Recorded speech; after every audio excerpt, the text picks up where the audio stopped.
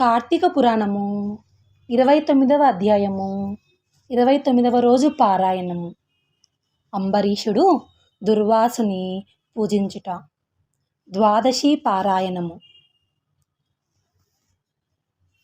అత్రి మహాముని అగస్త్యుల వారితో ఈ విధముగా సుదర్శన చక్రము అంబరీషునకు భయమిచ్చి ఉభయములను రక్షించి భక్త కోటికి దర్శనమిచ్చి అంతర్ధానమైన వైనము చెప్పి తిరిగి ఇట్లు నుడువా ఆరంభించెను.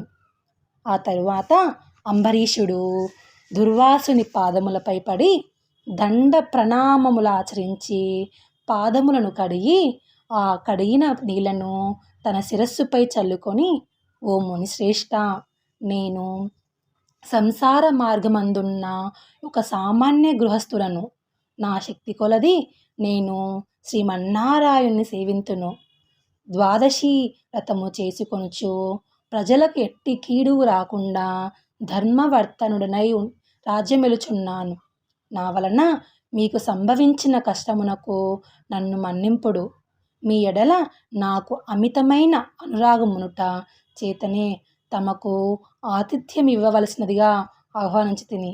కావున నా ఆతిథ్యమును స్వీకరించి నన్నును నా వంశమును పావనము చేసి కృతార్థుని చేయుడు. మీరు దయార్థ హృదయులు.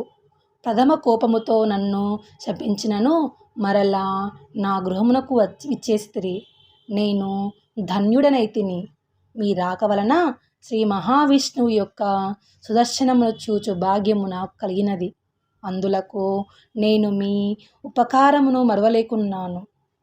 మహానుభావ, నా మనసంతోషముచే మిమ్మెట్లు స్తుతింపవలయునో నా నోట పలుకులు రాకున్నవి. నా కండ్ల వెంటవచ్చు ఆనంద బాష్పములతో తమ పాదములు కడుగుచున్నాను. తమకు ఎంత సేవ చేసిననో ఇంకనో రుణపడి ఉందును. కావున ఓ పుణ్యపురుష, నాకు మరల నరజన్మ రాకుండా ఉండేటట్లును సదా మీ బోటి మునిశ్రేష్ఠుల యందును ఆ శ్రీమన్నారాయణు యందును మనస్సు కలవాడనై ఇండునట్లును నన్ను ఆశీర్వదించుమని ప్రార్థించి సహాపంక్తి భోజనమునకు దయచేయుమని ఆహ్వానించెను. ఈ విధముగా తన పాదములపై పడి ప్రార్థించుచున్న అంబరీషుని ఆశీర్వదించి, రాజా, ఎవరు ఎదుటివారి బాధను నివారణ గావించి ప్రాణములు కాపాడుదురో, ఎవరు శత్రువులకైనను శక్తి కొలది ఉపకారము చేయుదురో అట్టివారు తండ్రితో సమానమని ధర్మశాస్త్రములు తెలియచేయుచున్నవి.